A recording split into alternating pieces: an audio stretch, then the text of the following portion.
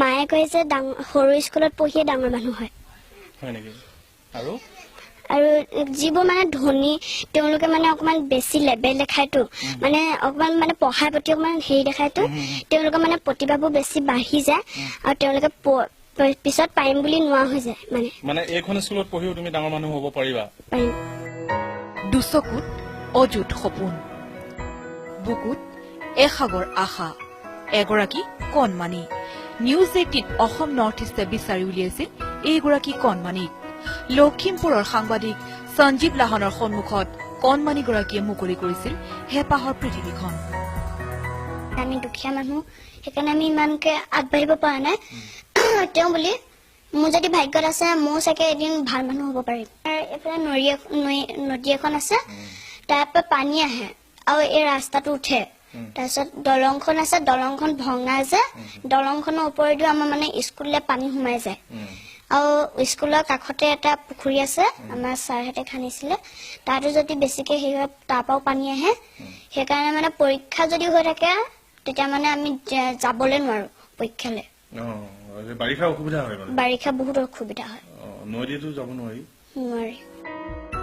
কণমানিজনীৰ ঘৰ লখিমপুৰ জিলাৰ লালুকপুখুৰী পৰিয়াল পঢ়ে 5ম শ্ৰেণীত নিউজ 18 অসম নৰ্থ ইষ্টে বিচাৰি উলিওৱা কণমানিগৰাকীৰ সোণসেৰীয়া কথাৰ আঁৰত আছিল এখন বিশেষ ছবি ছচিয়েল মিডিয়াত যথেষ্ট জনপ্ৰিয় হৈ পৰিছিল কণমানিজনীয়ে নিউজ 18ত দিয়া এক বিশেষ বক্তব্য দাৰিদ্ৰ্যই আচৰা এটা পৰিয়ালৰ কণমানিজনীৰ নাম ডিম্পী চেতিয়া ডিম্পীয়ে পঢ়া বিদ্যালয়খনৰ নাম পুখুৰীপৰীয়া প্ৰগতি প্ৰাথমিক বিদ্যালয় জৰাজীৰ্ণ অৱস্থাত থকা এই বিদ্যালয়খনৰ পৰাই সোণালী ভৱিষ্যতৰ সপোন ৰচিছে এইগৰাকী প্ৰতিভাসম্পন্ন ছাত্ৰীয়ে স্কুলত বহুতখিনি অসুবিধা হৈ আছে যদি 40-30 জনমান ল'ৰা ছোৱালী আহি যায় তেতিয়া মানে স্কুলত বহিবলৈ নোযোৱাকে বেঞ্চত বহিলেও মানে বেঞ্চত যদি 10টামান মানে অকমান বেছি হয় 20টামান যদি বহো 20টামান বহিলেও অকমান ঠেলা হেঁচাকে বহিবলগীয়া হয় আৰু তলতো বহুতখিনি বহিবলগীয়া হয় যে মাটিতো বহিবলগীয়া হয় সেইকাৰণে আমাৰ স্কুলখনৰ অকমান আহল বহল কৰিব লাগে স্কুলখন অকমান পৰিপাটি কৰিব লাগে আৰু আমাৰ স্কুলখনত বেঞ্চ চেঞ্চখিনি অকমান ভালদৰে বনাই দিব লাগে পঢ়া শুনাৰ লগতে নৃত্য গীততো অতি পাকৈত কণমানিগৰাকী যি প্ৰশ্নই নুসুধক কিয় সকলোৰে উত্তৰ ডিম্পীৰ মুখৰ আগত অসুবিধা হৈ আছে মানে সময়মতে যদি মোৰ এতিয়া আজি বহী এখন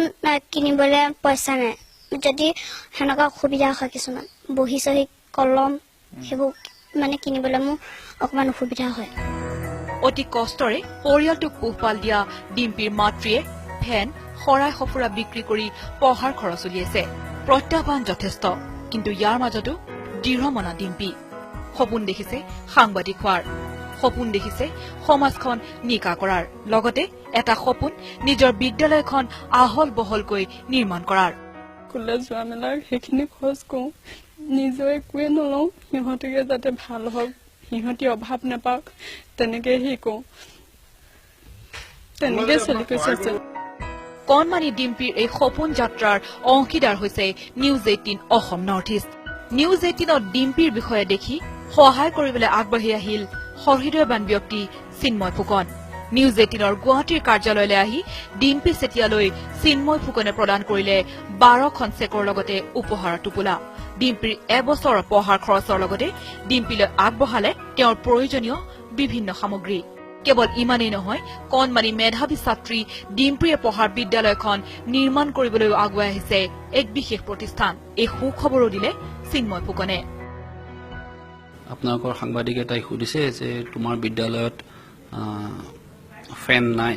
গৰম দিনত অসুবিধা হয় নেকি তাই হাঁহি মুখে কৈছে যে নহয় বতাহ আহি থাকে গতিকে তাইৰ জ্ঞান আহৰণত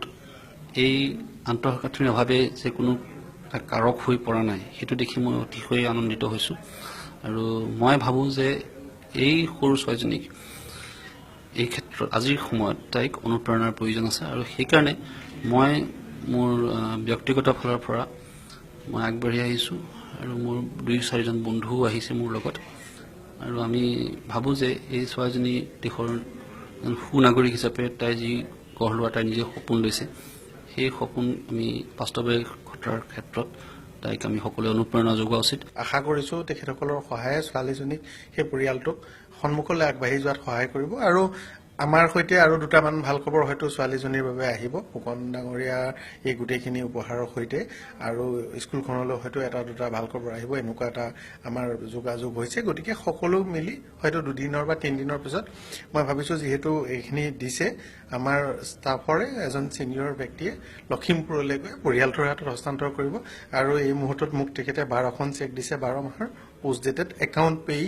এই চেকখিনি আৰু ছোৱালীজনীৰ কাৰণে কিতাপ কাপোৰ অন্যান্য ভাল কাপোৰ স্কুললৈ যোৱা কাপোৰ এই গোটেইখিনি উপহাৰ হিচাপে দিছে। এইখিনি সমগ্ৰ বস্তু মই তালৈ পঠিয়াই দিম আৰু হয়তো 2 বা 3 দিনৰ পিছত আমাৰ কোনো এজন জ্যেষ্ঠ সতীৰ্থই গৈ লখিমপুৰত ছোৱালীজনীক দিয়ে।